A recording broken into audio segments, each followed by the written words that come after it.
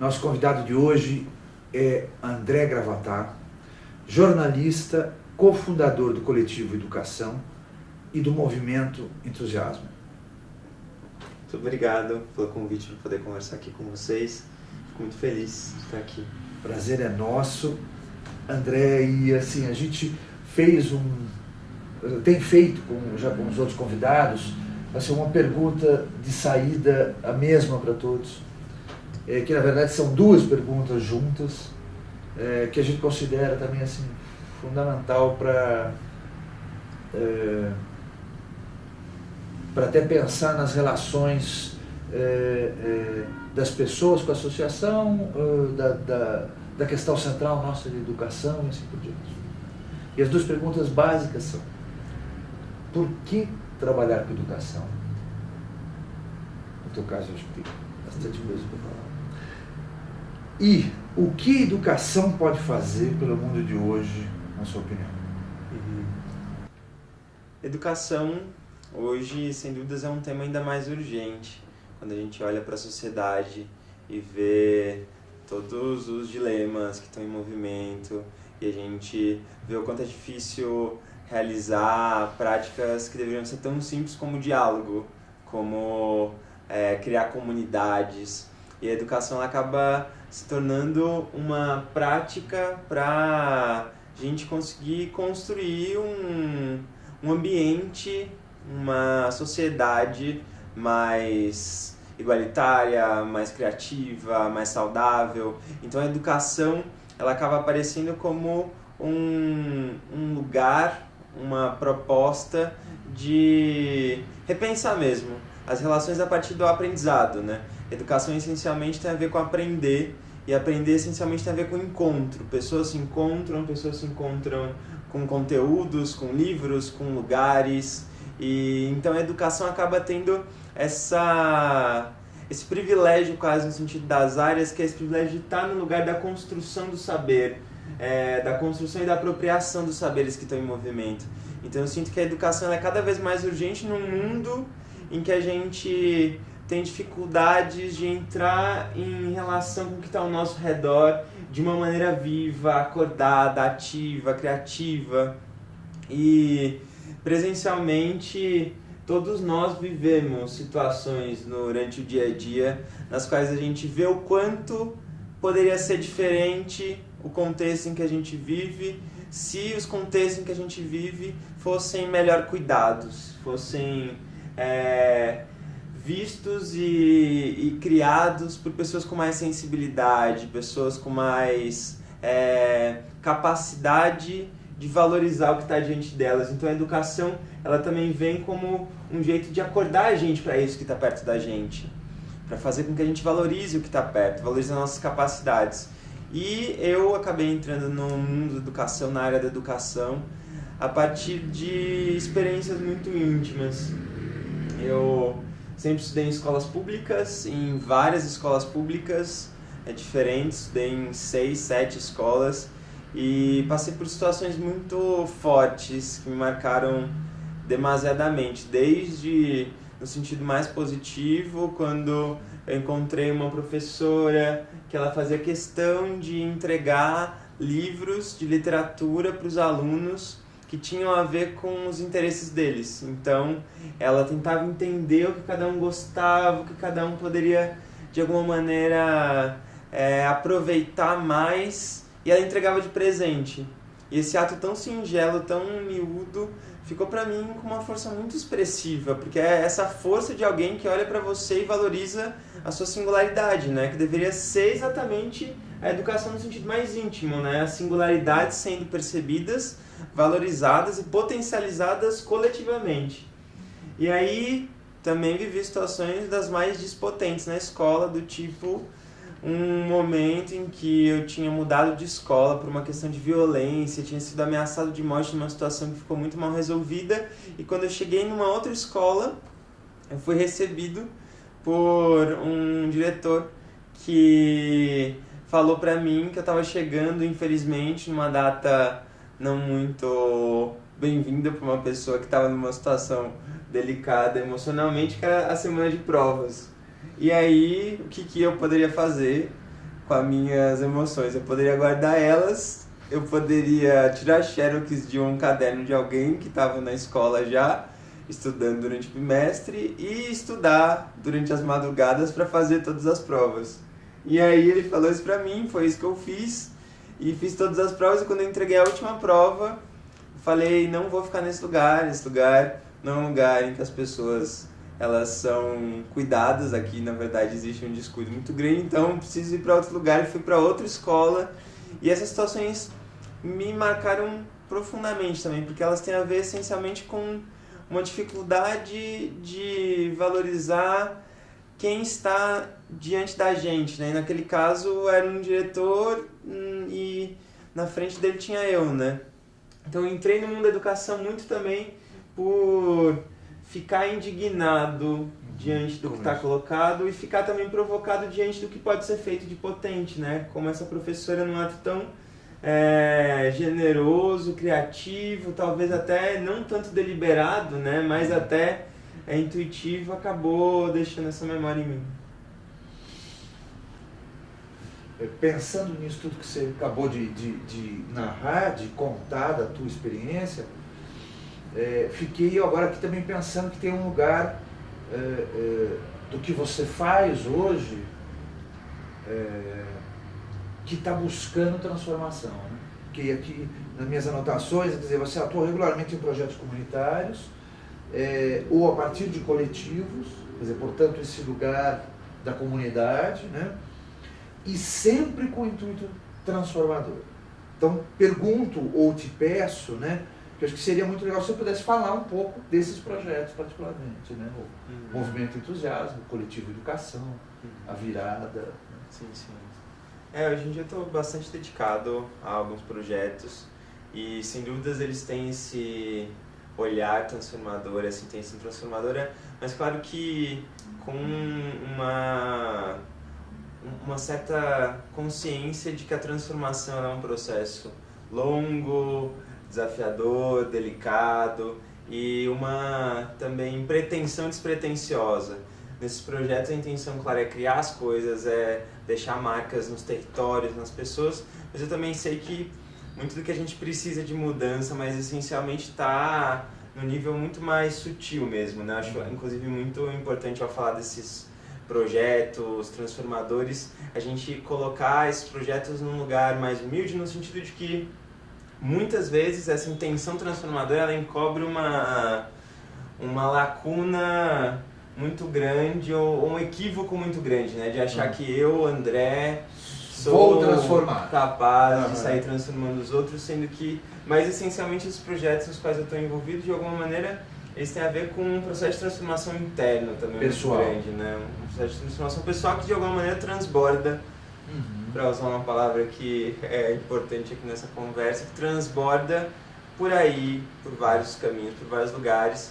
E a educação é essencialmente o tema que hoje em dia eu tenho colocado para mim com mais ênfase, porque a educação é esse lugar que possibilita o ato de transbordar, o ato do encontro de um jeito muito enraizador, né? A educação ela nasce por meio dos encontros em que pessoas trocam sensações, ideias, sentimentos, saberes, quereres. E então um dos projetos que eu faço hoje junto com outras pessoas é o coletivo Educação, que de alguma maneira hoje em dia acontece mais por meio de uma oficina, um encontro aqui, outro ali, mas que nasceu de uma pesquisa que foi feita por esse grupo de 4 pessoas, na qual a gente passou por 9 países diferentes buscando iniciativas de educação criativas. Foram 13 espaços pesquisados dentro do Brasil e fora do Brasil, com essa intenção de compartilhar essas histórias. Esse projeto surgiu muito de uma inquietação desse coletivo, essencialmente de uma das pessoas do coletivo, Eduardo Shimahara, que compartilhou essa provocação. E aí, se a gente fizesse um livro contando essas histórias, e eu me conectei muito com a proposta, outras pessoas também, a Camila e a Carla, e a gente resolveu levar à frente essa ação, essencialmente porque a gente também tinha essa questão mais intimamente. Será que a gente consegue listar iniciativas interessantes agora, no momento presente, contar isso para as pessoas? no sentido mais prático e pragmático mesmo, né? Porque infelizmente a gente vive uma realidade da narrativa da crise sendo colocada como a única e a insubstituível, né? Tudo está em crise, tudo está em migalhas, e o que não está em migalhas está virando pó. E aí como que a gente consegue colocar uma outra narrativa em curso que também traz a complexidade, também traz a problemática instalada nas pessoas e nos espaços, mas que consegue trazer um respiro e um horizonte, né? E aí o livro Volta ao Mundo Interescolas se espalhou muito, Coletivo Educação acabou de alguma maneira conseguindo fazer essas palavras ecoarem em vários lugares, e logo em seguida, junto com outras pessoas, nasceu o Movimento Entusiasmo, que também se articula como um coletivo, e a gente criou uma ação faz 2 anos, agora a gente está no 3º ano dessa ação, chamada Virada Educação, que é um projeto que acontece ao longo de alguns meses nas escolas, em algumas escolas do centro de São Paulo, essencialmente, que é o projeto que o Movimento Entusiasmo cuida mais próximo. E nessas escolas e no entorno, no teatro, na praça, na biblioteca, a gente conduz processos de provocação mesmo. A gente provoca algumas intenções, que é a intenção de criar oficinas, trilhas, exibições de filmes, e todo esse projeto ele se estrutura ao longo de alguns meses e culmina num evento maior, com a intenção de que todas essas oficinas e trilhas elas possam ser vistas, vividas, experienciadas. Então é um processo muito conectado a um olhar de educação na cidade, como que a educação pode estar dentro da escola, mas também estar fora da escola. E fora da escola, pensando em todas as possibilidades mais potentes, né? Desde a rua, a praça, a casa de alguém que mora perto da escola e que se abre para isso. Então hoje em dia eu estou muito conectado com 2 temas em especial dentro do mundo da educação. Com um tema que é o tema das cidades educadoras, da comunidade de aprendizagem, como que a gente consegue se aproximar de uma educação que não é vista só num lugar, mas vista em vários, uma educação que é legitimada assim, né? Porque no geral a gente legitima que a educação aconteça nos espaços formais, na escola, na universidade. Em algumas conversas ela aparece como um processo que se dá na família também, né? Mas essencialmente e inicialmente. Mas para além desses espaços é como se o que estivesse acontecendo não fosse educação, mas a gente sabe que é aprendizagem, um encontro que acontece numa praça, uma roda de leitura que acontece numa rua, que se torna uma rua de lazer no fim de semana em que crianças estão brincando também. Então tudo isso pode ser visto assim. Então cidades educadoras é um tema muito importante para mim hoje. E outro tema muito importante é a arte. Como a arte ela consegue dialogar com as pessoas a partir de um lugar muito mais sensível, inesperado, e a partir daí fazer com que a mudança aconteça também nesse sentido mais profundo, né? Como que a gente consegue chegar em lugares que vão além do preconceito, do julgamento, do pensamento viciado que a gente carrega. Pré-concebido. Então, eu fico pensando também já nisso, que também no nosso tema do que quer dizer educação, você falou dos locais institucionalizados, né? Mas também quando a gente fala em educação, a gente também fala de uma faixa etária, né? Você pensa, Perfeito. Criança, Ótimo. jovem, e aí entra para mim, quando eu olho Perfeito. tudo isso que você está falando e do tipo de projeto que você desenvolve com a ideia de comunidade ou de comunitário, como que você vê esse lugar do adulto, né? Quer dizer, que relação o adulto tem ou pode ter nesse horizonte? Tem uma história muito simbólica que está numa das falas de um educador italiano, que é o Francesco Tonucci. Ele criou um projeto na Itália chamado Cidade das Crianças, que já acontece faz um tanto de anos, e ele disse que quando ele era pai, ele olhava os filhos indo para a escola e ele deixava os filhos na escola e ele ainda tinha uma visão de educação muito vinculada à escola. E só quando ele se tornou avô que ele começou a se perguntar como levar os netos dele para um lugar divertido, como levar os netos dele para um lugar onde eles pudessem aprender algo legal, como passar tempo com os netos com qualidade, de um jeito saudável. Só quando ele virou avô que ele começou a se perguntar mais essencialmente sobre a educação no território onde ele vivia. E aí que ele criou o projeto da Cidade das Crianças. E isso eu acho muito simbólico, porque muitas vezes a gente, por falta de tempo, não percebe a potência educadora dos espaços todos nos quais a gente está. E simplesmente falta de tempo, porque a gente corre de um lado para o outro, corre de um lado para o outro. A gente até estava conversando sobre o fato de que a palavra escola, ela etimologicamente vem de uma expressão que é tempo livre. E o saber, aproximar-se do saber, aprender, está ligado também a isso. A dar tempo para que aquilo aconteça em você, para que você consiga apreender o mundo ao seu redor a partir de uma certa leveza também, né? Não é algo que está imposto, não é algo que está pré-determinado, não é algo que está pré-planejado nos mínimos detalhes, né? A escola não surgiu assim, essencialmente, mas ela foi se transformando em algo assim, com muita força, né? Então eu sinto que quando a gente fala numa cidade educadora, num bairro educador, a gente está falando do pai, da mãe, da criança, do avô, até pegando essa figura do Tonucci, a gente está falando de todo mundo que está lá circulando e que pode se perceber exercendo um outro papel. Legal, nossa. Eu acho que também valia duas questões para mim que acho que valia a pena a gente passar. Porque, por exemplo, também nós estamos aqui num projeto tentando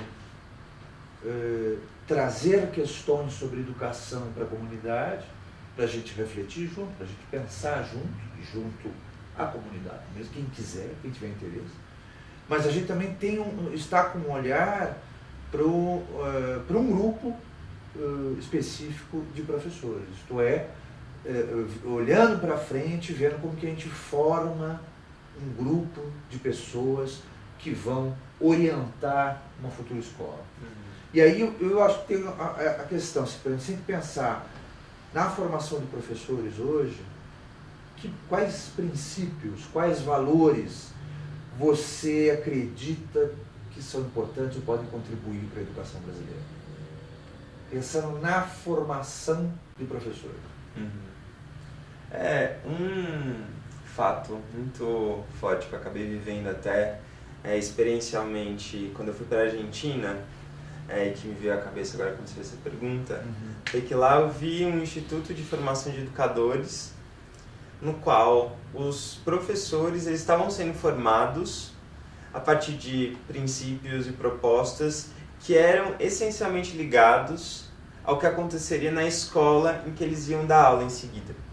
Falando em formação de educadores, uma palavra muito importante é a experiência mesmo, porque se aquilo que está em movimento na formação é experienciado pelo corpo inteiro e tem a ver com os processos que depois vão ser colocados em prática mesmo, no sentido mais integral, né? Porque o que está... teórico só. Sim, o que está sendo comunicado sempre é o conteúdo e é a forma, porque a forma também não deixa de ser um conteúdo muito expressivo, inclusive, né?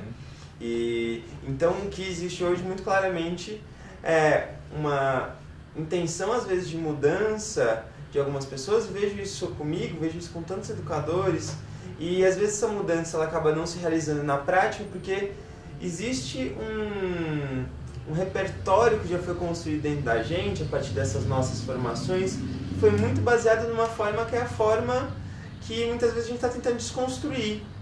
Então, para que a formação aconteça de um jeito diferente, é importante que a formação ela desconstrua esse jeito que ela mesma, quem sabe, quer colocar em xeque, né? Porque não adianta fazer uma formação criativa, uma aula sobre novas maneiras de aprender e ensinar, ou resgatando maneiras essencialmente genuínas de aprender e ensinar, fazendo com que a estrutura hierárquica, a disposição das carteiras, a arquitetura do espaço, a alimentação que se coloca, o que se convida cada um a fazer seja totalmente parecido com as formas mais antiquadas e equivocadas.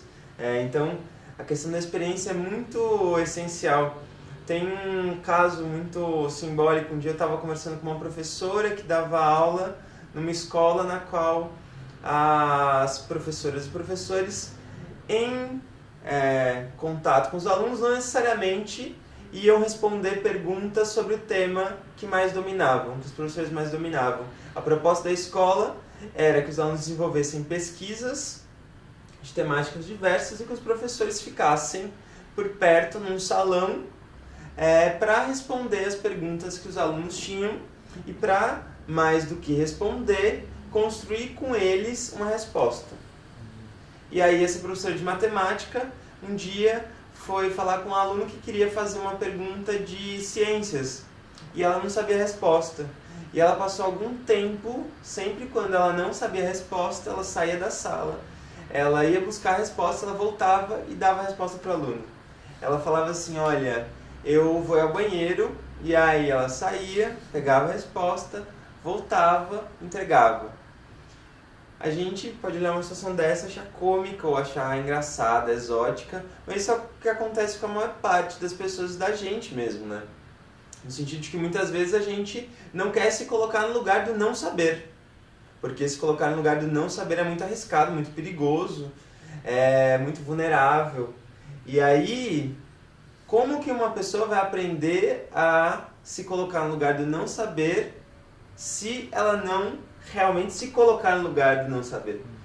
Então, um processo de formação que imagina que é importante para o educador o lugar do não saber precisa contemplar algum tipo de experiência, proposta, encontro em que isso se dê de uma maneira mais expressiva, né? Então a experiência ela é essencial quando a gente fala de uma formação diferente.